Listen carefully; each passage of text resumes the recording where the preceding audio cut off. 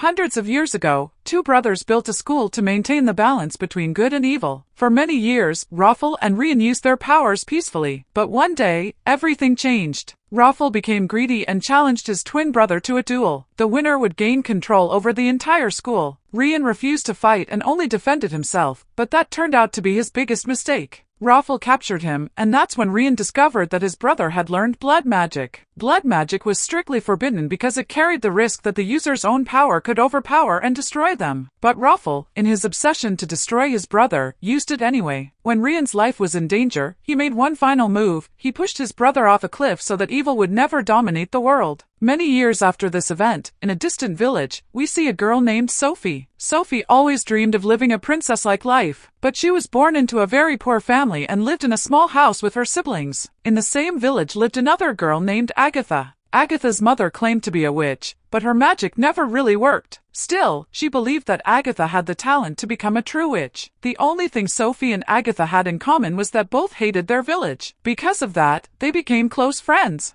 After Sophie's mother died, Agatha took care of her, and since then, their bond became even stronger. One day, a madman from the village caught Agatha alone and accused her of being a witch. He threatened to kill her if she didn't leave, but Sophie came from behind and hit him on the head with a frying pan, knocking him unconscious and saving Agatha. That day, when they went to the library, they learned about a special magical school where life was completely different. The librarian told them that 20 years ago, a girl named Leonora was taken from the village at night. Some say she was taken to that school, but no one really knew what happened. After hearing this, Sophie went home and wrote a letter to the school, declaring herself as a candidate and expressing her desire to join. She left the letter on the wishing tree. A few days later, when she returned, the letter was still there. Disappointed, she decided to take fate into her own hands. That night, she planned to run away from the village to find a new life. But Agatha suspected something and went looking for her. Suddenly, they saw red smoke filling the sky. A ghost-like creature with fiery eyes appeared and grabbed Sophie. It dragged her away, but Sophie was happy, thinking she was finally leaving the village. Agatha, however, was terrified and tried to rescue her friend. Then, from behind the bushes, a giant bird emerged and captured both of them. It dropped Agatha at the school for good and Sophie at the school for evil. When Agatha woke up on a bed of flowers, she saw a shining castle with waterfalls and fragrant air. All the girls around her looked like princesses. Meanwhile, Sophie found herself in a dark corner filled with creepy trees and wicked people. The princesses in the school for good ignored Agatha, and the fairies dragged her to her first class. Before school began, Agatha was taken to the beauty room, where she learned that the teacher, Professor Dovey, was waiting for her. After getting her ready, they sent her to the new students' hall, where everyone was gathered. Agatha searched for Sophie, but when she found her, she was stopped from approaching. Both were forced to sit on opposite sides of the room. Soon, the boys from the school for good entered with swords, giving a stunning performance. Finally, a prince named Tedros made a grand entrance. He was King Arthur's son, powerful and extremely handsome. Wherever he went, girls swooned over him. Sophie fell in love with him at first sight. Tedros showed off his strength by challenging all the princes at once. They couldn't defeat him, and he beat them all without even using his sword. Then, some students from the school for evil stood up. Tedros drew his Excalibur sword and showed his incredible skill by defeating a Cyclops. When the headmaster arrived, Agatha said there had been a mistake. She didn't belong there and wanted to go home. Meanwhile, Sophie argued that she couldn't belong to the school for evil because she was good. Rhian replied, "We never make mistakes. You are exactly where you are meant to be." That evening, when Agatha returned to her room, she decided to sneak across the roof to the other school to meet Sophie. But on the way, a ghostly creature began chasing her. Somehow, she managed to enter the school for evil, where she saw a pool of blood forming on the ground, and from it, Rafal emerged. He warned Agatha that stay away from Sophie. That girl is destined for something far greater. She has an important purpose to fulfill. Hearing this, Agatha realized that her friend was in serious danger. She kept searching for her and finally found Sophie. Both of them went to the principal's office to explain that there must have been some mistake. Sophie said, "I want to change my school no matter what." Rhian replied, "If you find your true love, then your school can be changed." Hearing this, Sophie made a plan. She would make Tedros fall in love with her. She asked Agatha for help in reaching him. That afternoon, Agatha gave Tedros a letter, saying Sophie wasn't evil, she had just been placed in the wrong school. Then, their class began. It was about how to survive in the dark forest. The teacher warned them that danger lurked in every corner. One student, Gregor, was bitten by a wild flower. Terrified, he ran back toward the school. Agatha followed him because Gregor had already failed twice before, and the teacher had warned them that any student who failed 3 times would be punished. But Gregor ignored the warning. Suddenly, clouds of smoke surrounded him, lightning struck, and he vanished. Meanwhile, in another class, Sophie got into a fight with a witch named Hester, who had a dragon tattoo on her body. Hester summoned her dragon to attack Sophie. Sophie tried to defend herself, but the teacher urged her, "Awaken your power and fight back." The problem was, Sophie didn't even know what kind of power she had. When she was in danger, a massive swarm of flies suddenly broke through the glass, surrounding the dragon. The flies bit it so viciously that even Hester's life was at risk. Professor Lady Lesso immediately ordered Sophie to stop the flies. Somehow, Sophie managed to do it. As the flies began to leave, Lady Lesso saw Rafal's face among them. Rafal praised Sophie before disappearing. After he left, Lady Lesso called Sophie aside and said, "Since Rafal's death, evil has never been able to defeat good. But your power has caught Rafal's attention. This means you're not in the wrong school, you belong to evil." She warned Sophie, "Tell no one about what happened, and if Rafal appears again, come to me." The next day, in class, Agatha asked the professor what had happened to Gregor. The professor explained that Gregor had been transformed into a magical creature. For example, in the river nearby lived magical fish that could grant any wish. When the students dipped their hands in the water, their wishes appeared before them. But when it was Agatha's turn, all the fish gathered around her, and from the water emerged a princess.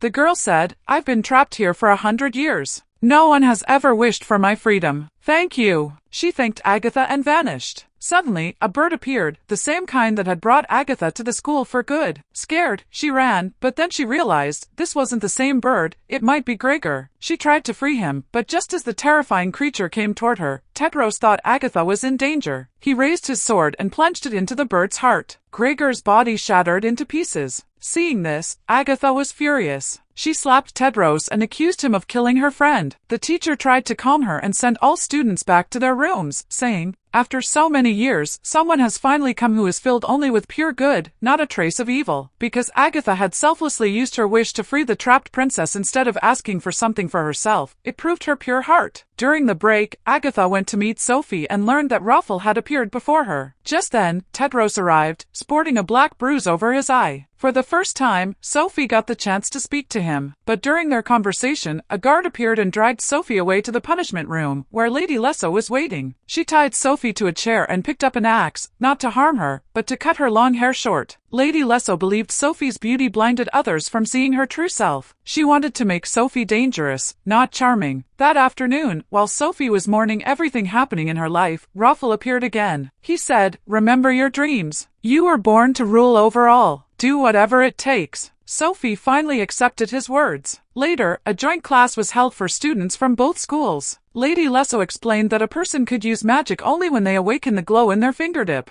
As everyone tried to awaken their power, Sophie appeared in a completely new form, stronger, darker, and more confident. She thanked Lady Lesso for transforming her and, in one move, activated her magic. She then joined the students from the School for Evil, determined to embrace her dark side and befriend them. Agatha saw that Sophie was slowly slipping deeper into evil, so she thought the only way to save her was to make Tedros fall in love with her. She advised Sophie, "You should join the archery class." According to the story, only those with goodness in their hearts can hit the target accurately. But with Agatha's help, Sophie took a perfect shot. Tedros was impressed and invited Sophie to dance with him. When the students from the School for Evil found out that Tedros was taking a girl from their school to the dance, a fight broke out between the students of both schools. The teachers gathered to decide what to do. Tedros told the principal, "Maybe this is true love. How can you decide for us?" The principal replied, "Then you both will take a test. You'll be sent into the dangerous forest separately. If your love is true, you'll find each other by morning. But if you face danger, you must face it alone. If it becomes too much, drop this red handkerchief, and you'll be brought back safely." As the sun set, both were taken to the forest gate and given a red handkerchief each. Sophie entered and began looking for Tedros, but suddenly wild flowers attacked her. Hearing her screams, Agatha, who was on the other side of the wall, got scared for her friend. She transformed into a white dove and flew toward her. In the dark, Sophie came across a scarecrow, which suddenly came to life and chased her. Just as it was about to strike, Agatha arrived and knocked it down. She helped Sophie up and told her, "Listen for Tedros's voice and go toward him." But the scarecrow rose again and attacked Tedros, knocking his special sword from his hand. Now Tedros was in grave danger.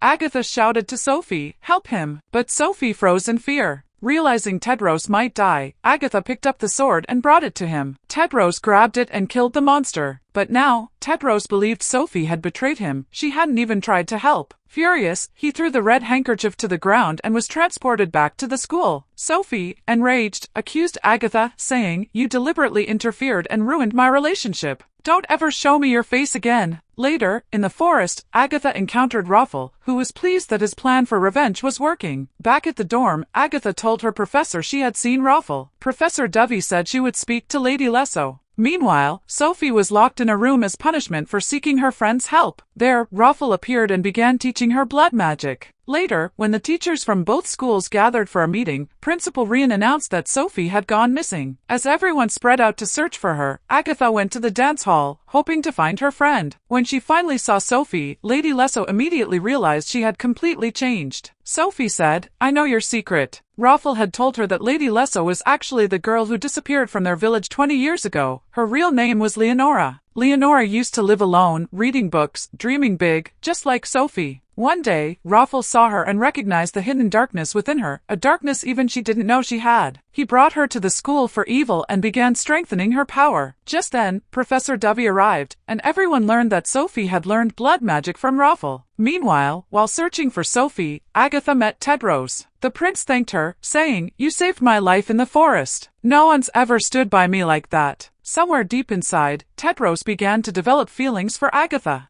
Agatha was shocked and said, "Now isn't the right time. Rafal is using Sophie to destroy the world." Just then, Sophie appeared, revealing her new, powerful form. When she realized Tedros now liked Agatha, she felt deeply betrayed, believing Agatha had stolen her love on purpose. She swore she would kill Agatha. As she advanced toward her, Agatha's friends stepped in, but Sophie, with a mere flick of her glowing finger, melted all their swords. She declared that soon, she would destroy Agatha. Sophie had now grown so powerful that she turned all her professors into dolls. Seeing this, Tedros decided to wage war against her. But there was a problem. Those who followed the path of good could never attack first. They could only defend. If they attacked unprovoked, they would become evil themselves. Realizing this, Agatha decided she must stop the war using her own power, otherwise, her friends would lose their goodness, and the school for good would cease to exist. When they reached the school for evil, they found all the villains dancing and celebrating together peacefully. The princes raised their bows, ready to strike Sophie down. But the moment they fired, the arrows turned into flowers. The magic flipped. Because they attacked first, the good turned evil, and the evil turned good. The witches' dark clothes became soft and elegant. Everything changed, even their appearances. Sophie regained her old, beautiful form, while Tedros and the princes turned dark and cruel. Agatha pleaded, "There's no need to continue this fight." But Sophie sealed the door with her magic and said, "I didn't start this war, but I'll be the one to end it. We have been attacked, now we have the right to defend ourselves." A fierce battle broke out between the two sides. They began attacking each other with powerful magic and weapons. Agatha tried to stop the fight, but Sophie used her magic to throw her out of the battlefield. Evil was overpowering good now. With deadly spells, they started defeating the heroes one by one. After some time, Sophie left the fight and transformed into a bird to reach the headmaster's tower. There, she intended to kill Rhian. But the shocking truth was that he wasn't Rhian at all. He was Rafal in disguise. For all these years, Rafal had been pretending to be Rhian. He had discovered that Sophie possessed an immensely powerful energy within her, and that's why he brought her here from the village. Sophie asked, "Why did you pretend to be my brother?" Rafal revealed the truth. Centuries ago, he and Rhian were the symbols of good and evil. They had been granted immortality, but only as long as their love for each other was stronger than their hatred. The day Rafal killed his brother, that blessing was broken. Years ago, Rhian thought he had pushed Rafal off a cliff and mourned his death. But Rafal returned from behind and stabbed him, killing him instantly. He then took his brother's identity to hide his true intentions. Over time, he corrupted the goodness inside people, making them arrogant and selfish. He told Sophie that together they could spread evil across the entire world. If Rafal received true love, he would become even more powerful. Then he kissed Sophie. The moment they united, the school for evil began to collapse. Sophie panicked. "What are you doing? My friends are there. We're supposed to rule them, not kill them." But Rafal wanted to destroy every being with magical power so that no one could ever challenge him. Sophie finally realized how cruel Rafal truly was. Meanwhile, the collapsing building was killing many students beneath the rubble. Sophie understood she had been deceived. At that moment, Agatha arrived. Seeing her friend alive, Sophie felt relieved and ran to hug her. But Rafal shouted, "Stay away from my future queen."